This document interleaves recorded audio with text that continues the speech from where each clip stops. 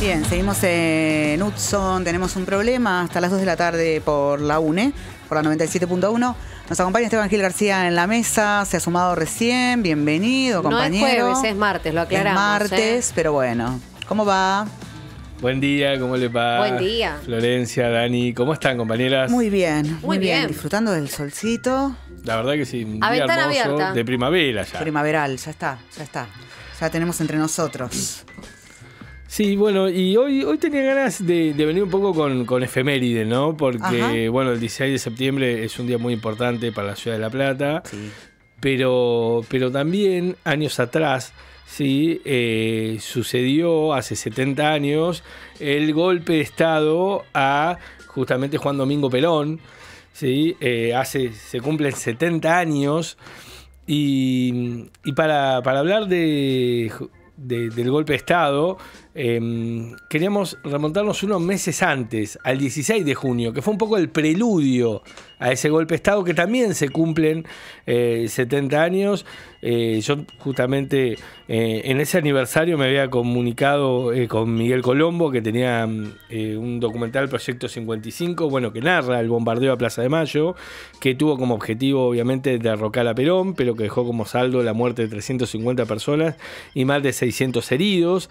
Y a partir de ese hecho, bueno, el realizador hace un ensayo de la violencia y justamente Miguel no la tenía en ese entonces al documental en ninguna plataforma. Entonces dijimos, bueno, ¿por qué no hacerlo el 16 de septiembre? ¿Sí? Que se cumplen los 70 años del golpe. Del golpe de Estado y poner, bueno, el preludio a ese golpe, que fue un intento fallido, con la idea de asesinar a Perón, pero que dejó la muerte de más de 300 civiles, quien lo retrató en Proyecto 55. Así que bueno, ahora estamos en comunicación con el mismo director, Miguel Colombo. Miguel, desde Radio Provincia te saludamos Esteban, Daniela y Florencia. ¿Cómo estás? Hola, ¿qué tal? ¿Cómo están? Hola, ¿cómo va, che? ¿Se me escucha bien? Perfecto. Se te escucha bien, sí. Perfecto. Bueno, Miguel, contanos cómo llegaste a los bombardeos de Plaza de Mayo, que es un tema que quizás, no sé, yo recuerdo que en la escuela no se contaba mucho, ¿no? Sí, otros hechos de la historia argentina, pero es un hecho más olvidado, digamos, y en ese sentido, ¿cómo llegaste y cómo te fuiste documentando alrededor de lo que fueron los bombardeos a Plaza de Mayo? Bueno, un poco, te cuento un poquito más de lo que cuento al inicio de la película. Vos decís que era un tema que no se hablaba mucho, en mi caso no se habló nada. Yo tengo 47 años y a mí en la escuela ni primaria ni secundaria nadie me dijo absolutamente nada sobre los bombardeos del 55. Apenas si se nombraba con timidez la última dictadura. La dictadura, claro. Yo crecí entre Rosario y Entre Ríos, después me vine a vivir a Buenos Aires, empecé a estudiar cine y ahí tomé contacto con la historia reciente de nuestro país. Y me enteré de los bombardeos a través de Sinfonía de un Sentimiento, de Leonardo Fabio. Y yo como que nacía en ese momento a la vida política y a la formación política, y esas películas me marcaron mucho. Yo empecé a estudiar cine en el 99, entre el 99 y el 2001. De hecho, mi primera película, que fue Rastrojero, Utopías de la Argentina Potencia, surgió con un compañero de la Escuela de Cine, con Marcos Pastor, porque queríamos entender cómo habíamos llegado a la crisis del 2001. Y nos remitíamos al pasado entre el 45 y el 55, y bueno, cómo pasamos de este proyecto de país próspero y pujante y prometedor a esto. Bueno, ahí me entero de los bombardeos y me obsesioné con los bombardeos del 55 porque no podía creer que eso hubiera sucedido, no podía creer que eso, un ataque de esa magnitud con una cantidad de muertos de esa magnitud pudiera silenciarse. Y ese silencio se explica por esto que estamos hablando hoy de las fechas, ¿no? Porque justamente 3 meses después quienes perpetraron esta atrocidad tomaron el poder y escribieron gran parte de la historia, ¿no? Y yo crecí en una familia de inmigrantes, de hijos de italianos. Mis abuelos todos estuvieron en la Segunda Guerra Mundial, mis abuelos maternos, y en la Primera mis abuelos paternos. Entonces yo crecí escuchando hablar de los bombardeos en Europa. Jamás pensé que eso podía haber ocurrido acá, algo similar. Claro. Entonces cuando me enteré de los bombardeos, enseguida armé como el link entre lo que yo había escuchado de Europa entre el 40 y el 45. Mi mamá nació durante un bombardeo aéreo en Italia. Es algo que se hablaba mucho eso en casa.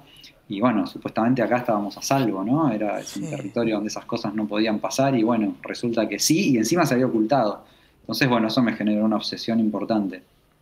Sí, una de las cosas que se destaca, Miguel, del documental es que justamente trabajás con un material de archivo que yo, algunas de las imágenes no las había visto antes. Bueno, vos hablás de la película de Fabio, sí, ahí se retrata justamente gran parte de lo que fueron los bombardeos, pero no hay mucho material de archivo, ¿no? No, ese material me llegó milagrosamente, digamos. Me pasaron el dato de que había 3 latas de material fílmico de descartes de Noticiero Panamericano sin editar en la Biblioteca Nacional. Me acerqué a buscar ese material. Era justo cuando estaba por cambiar la dirección de la Biblioteca Nacional en 2015. Estaba por asumir el gobierno de Macri, o acababa de asumir y estaba por cambiar la gestión de la Biblioteca Nacional. Llegué como en el momento justo en que pudieron cederme ese material, y es un material inédito. Y después yo, cuando recibí esas 3 latas, que las recibí en digital, son casi 30 minutos de material, dije, bueno, con esto voy a hacer una edición hermosa de los bombardeos, y después prácticamente no lo pude editar porque todo me pareció maravilloso. Son imágenes tomadas el día después de los bombardeos y unas pocas imágenes tomadas el día de los bombardeos, los pocos periodistas que pudieron llegar o que se acercaron o que se animaron a quedarse. De hecho, un camarógrafo de Sucesos Argentinos perdió un pie en los bombardeos, porque realmente era una situación prácticamente de guerra, era una situación muy riesgosa. Entonces tampoco hay tantas imágenes. Pero estas imágenes, bueno, las encontré ahí, no las volví a ver. Yo creo que siguen estando solamente en Proyecto 55. Y me interesaron mucho las imágenes del día después de los bombardeos, porque se ve la magnitud de los destrozos. Entonces, con la magnitud de los destrozos uno puede imaginarse lo que fue el ataque, ¿no? Y recién vos decías algo, ¿no? Con el objetivo de matar a Perón. Incluso hay una película que se llama Maten a Perón.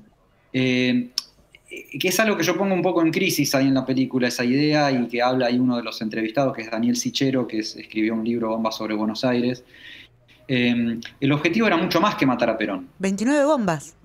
29 bombas, no hace falta 14 toneladas de bombas para matar a una persona. No hace falta 3 bombardeos desde las 11 de la mañana hasta las 5 de la tarde para matar a una persona. Y el objetivo era otro. Y justamente una de las investigaciones que hice, busqué teoría. Sí.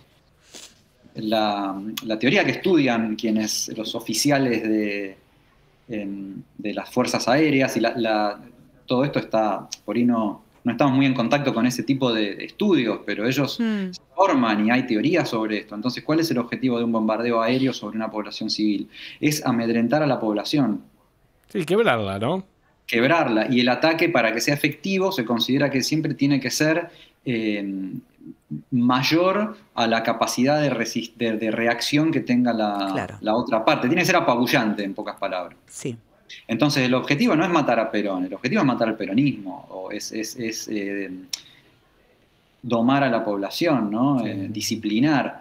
Y había un triunvirato civil, ¿no? Había un triunvirato civil que estaba justamente por... Exacto, un triunvirato civil que no nos olvidemos que eran partidos políticos que se presentaban a elecciones democráticamente, digamos, ¿no? Que era el que iba a asumir si justamente este plan se desarrollaba. Seguro.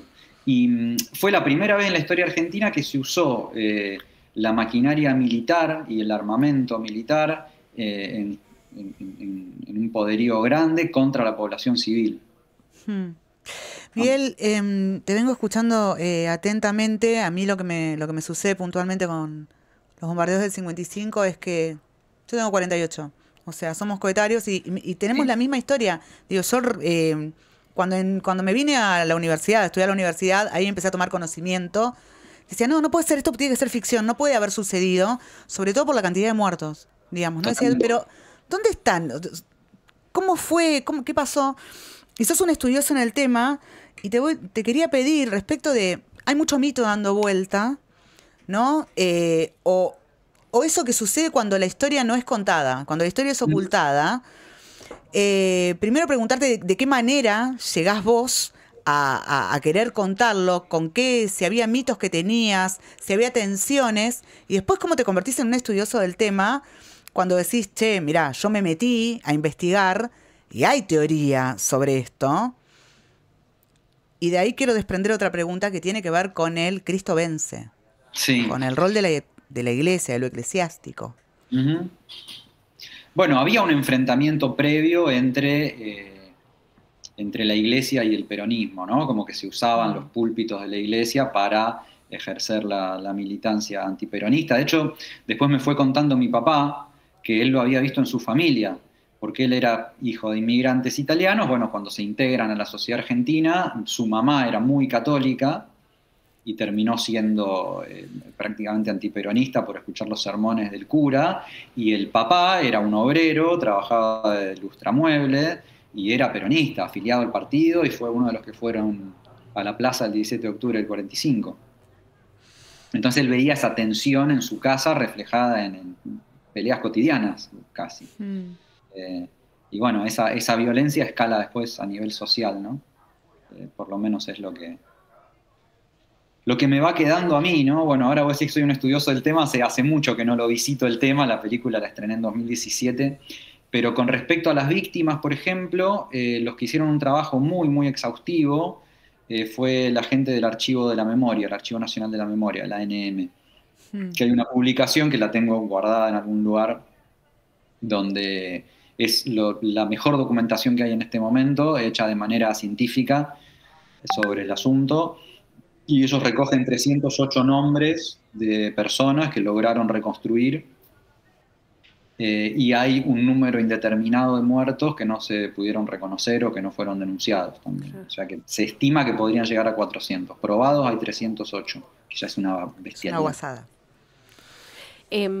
Preguntarte, Miguel, ¿qué cosas sentís que lograste con esta película y qué repercusiones tuvo esta película? Yo siento que logré de alguna manera, bueno, yo quería ir un poquito más allá de los bombardeos del 55, como reflexionar un poco más sobre la violencia política en general, sobre esto que pasa y sigue pasando lamentablemente a lo largo de la historia, y pasa en la actualidad, lo estamos viendo ahora en el conflicto en Medio Oriente. Cuando una facción, un país o un partido piensa que es lícito la desaparición física del otro como herramienta política, ¿no? Como ¿en qué momento se nos metió en la cabeza que podemos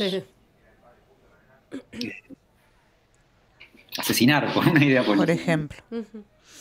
Y bueno, quería recorrer un poco eso, ¿no? Por eso voy como asociando. Además, esta película tiene esta forma medio como de bloc de notas prácticamente, porque yo venía de hacer una película en primera persona sobre mi historia familiar. Ya había narrado una película en primera persona y no quería hacer más películas en primera persona. Entonces lo que hice fue seguir a un grupo de artistas que iban a hacer una obra basada en los bombardeos del 55, iba a ser una instalación con una fuerte presencia de cuestiones visuales. Hablé con ellos, quedamos en hacer el proyecto, yo lo presenté al Inca. Bueno, entre que yo hablé con ellos y logré financiar el proyecto, cuando conseguí el dinero para hacerlo, me vuelvo a contactar con ellos y ellos me dijeron, ¿sabes qué? Cambiamos la obra, ya no va a ser visual, vamos a hacer una obra sonora. Y yo dije, bueno, ¿y yo qué hago? Y le digo, bueno, ok, ¿y cómo elaboran la obra sonora? Usted, físicamente, ¿qué hacen ustedes al que yo pueda registrar? Y estamos cada uno en su casa, vamos escribiendo, intercambiamos mensajes, ¿viste? Nos mandamos un mail, nada era muy filmable ni muy... Entonces, dije, voy a contar mi proceso de investigación, básicamente. Y cuando uno investiga para este tipo de cosas, al menos lo que a mí me pasa, es que empiezo a asociar. Claro. Entonces, de pronto, bombardeo aéreo, consigo las latas de la Biblioteca Nacional y ahí atrás viene pegado, como porque sí, por casualidad, el asesinato de Kennedy. Entonces, ahí asocio el intento de magnicidio de los bombardeos, y cuando hablo de magnicidio no hablo solo de matar a Perón, sino de la población civil. Que me parece un magnicidio también.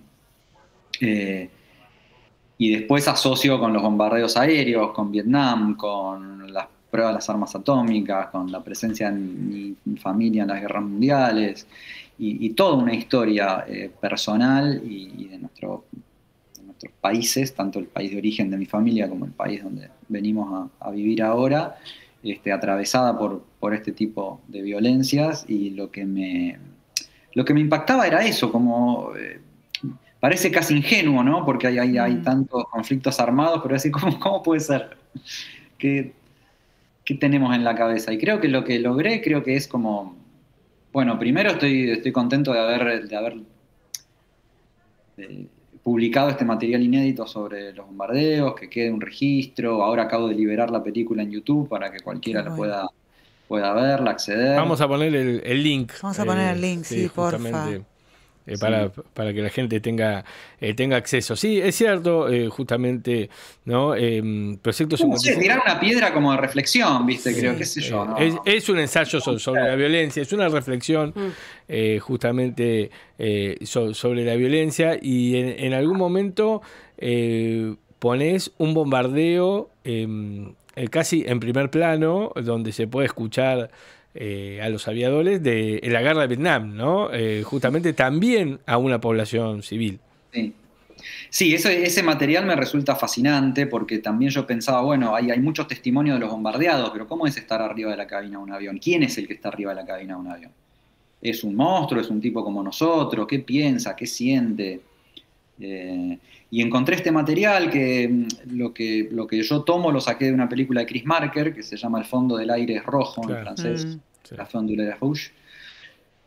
Y él a su vez lo sacó de la TV pública canadiense.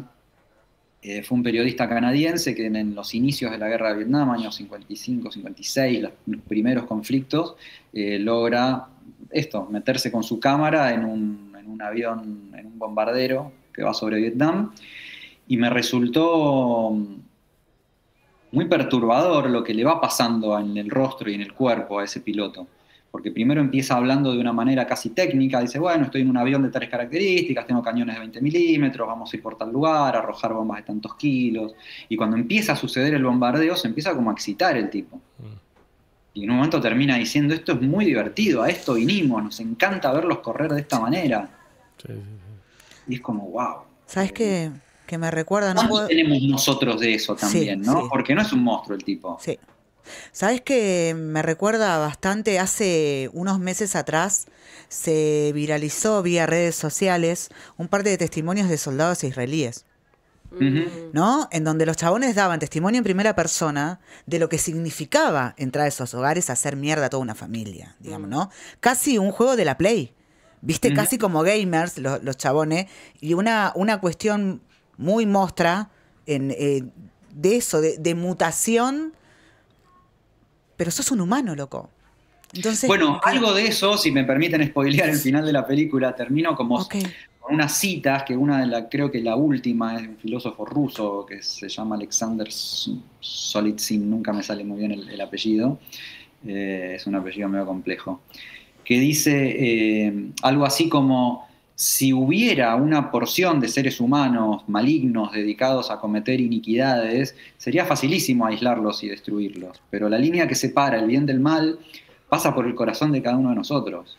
Y todos lo tenemos, y de qué lado nos paramos, y quién está dispuesto a resignar o a destruir un solo pedazo de su propio corazón, ¿no? Entonces, es mucho más compleja la situación, y es una evolución mucho más lenta, mucho más difícil, y creo que el único camino es la reflexión constante y el trabajo hormiga, ¿no? Quizá lo que quiero aportar con la película, lo que aportan ustedes desde el programa, lo que están reflexionando ahora... así, pasito a paso, y quizá nosotros no alcancemos a ver mucho resultado en el transcurso de nuestra vida, porque los periodos históricos son mucho más largos. Pero bueno, contribuir lo que podamos a que cambie el paradigma, decir, bueno, destruir a otro, hacer mierda a otro, no es el camino. Bueno, la verdad que me parece que mejor que terminar justamente la entrevista con esta reflexión, con este ensayo sobre la violencia y aparte, bueno, tomando un hito histórico como es el bombardeo a Plaza de Mayo, que decimos que se cumplió justamente 70 años el 16 de junio. No pudimos hacer la entrevista en ese momento y bueno, la idea era hacerla justamente hoy porque bueno, el 16 de septiembre fue el derrocamiento justamente de Juan Domingo Perón, el golpe de la llamada Revolución Fusiladora, que abrió también, como decimos, un periodo de violencia política justamente en nuestro país. Después van a ser los fusilamientos, ¿no?, del 9 de junio de 1956, cuando se levanta el general Valle en los basureros de José León Suárez. Y bueno, a partir de ahí... Bueno, y ustedes recuerdan hoy también la Noche de los Lápices, ¿no? Claro. La Noche de los Lápices, sí. También desaparecieron, ¿no?, alumnos justamente del secundario. Sí, si me permiten un inciso muy breve, me parece que está bueno también traer estos temas justo en este momento histórico, ¿no?, donde se vuelve a legitimar el insulto, la represión, el insulto a mansalva del opositor, etcétera, ¿no? Como sigamos hablando de esto. Sí. Completamente. Tal completamente, cual. Miguel. Así que, bueno, muchas gracias, Miguel, por pasar por el programa, poder hablar de tu documental. Bueno, que tu documental justamente lo pueda acceder gente, porque cuando hablé con vos no estaba en ninguna plataforma, no estaba en ningún lado, entonces dijimos, bueno, va a ser una nota sobre algo que nadie lo puede ver y siempre la intención es que el oyente, después de escuchar la entrevista, bueno, puedo decir, sí, pasen y tengo vean. Ganas de verlo. Claro, estuvo en Cinear Play, estuvo mucho tiempo, se puso en la TV pública, pero bueno, en otros momentos, ¿no? Exacto. Bien. Así que ahora vuelve a estar en plataforma. Así que bueno, gracias Miguel por la entrevista y también por el documental, justamente por esta reflexión sobre la violencia y bueno, y la condición humana, ¿no? Ni más ni menos. Muchísimas gracias a ustedes por el espacio y el interés.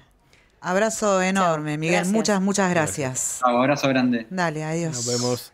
Bueno, era Miguel Colombo, el director del proyecto 55, justamente un documental que narra el bombardeo a Plaza de Mayo, sucedido el 16 de junio de 1955, justamente que tuvo como objetivo derrocar a Perón, que dejó como saldo más de 300 personas fallecidas, 600 heridos, y que justamente viene a retratar y a contar ese acontecimiento y comparando y reflexionando con otros sucesos que pasaron en el mundo, como bueno, él decía, la guerra de Vietnam, la Primera Guerra, la Segunda Guerra Mundial, y bueno, también esta reflexión sobre la violencia y asesinar, la idea de asesinar al opositor, ¿no?, al enemigo político, ¿no?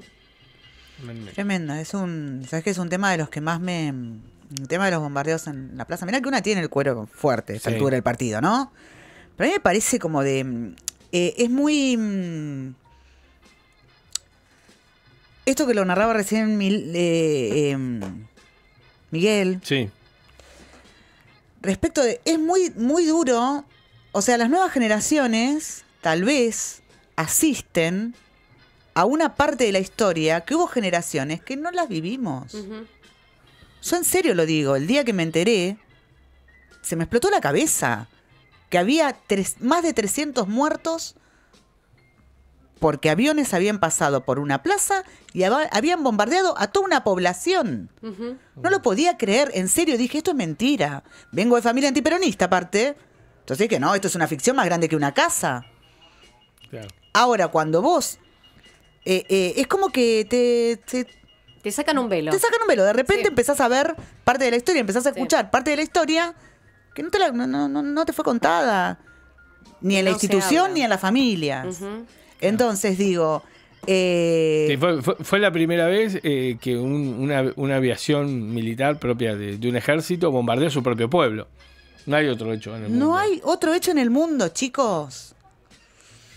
Bueno, memoria completa, dicen siempre, historia completa, sí, eso, a esto referimos.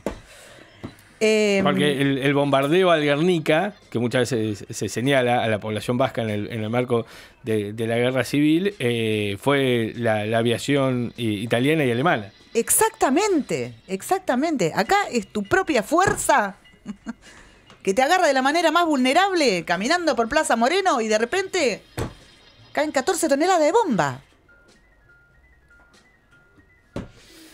Proyecto 55, recordarle a la gente que ya está en YouTube.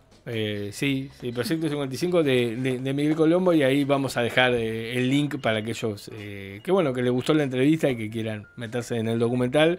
Yo creo que hay de ese día y del día, como decía, posterior, yo vi imágenes que no vi ni en los documentales de Leonardo Fabio ni Pino Solanas. Hay algunas imágenes que me parece que, algunas perlitas de ese día, obviamente, imágenes terribles, pero que si se animan a ver, la verdad que hacen a la memoria del pueblo, ¿no? Esteban, muchas gracias. A ustedes, compañeras. Seguimos en Hudson, bajamos un poquito, musiquita, volvemos con una entrevista que tiene que ver con la poesía y con un amiguí de la casa.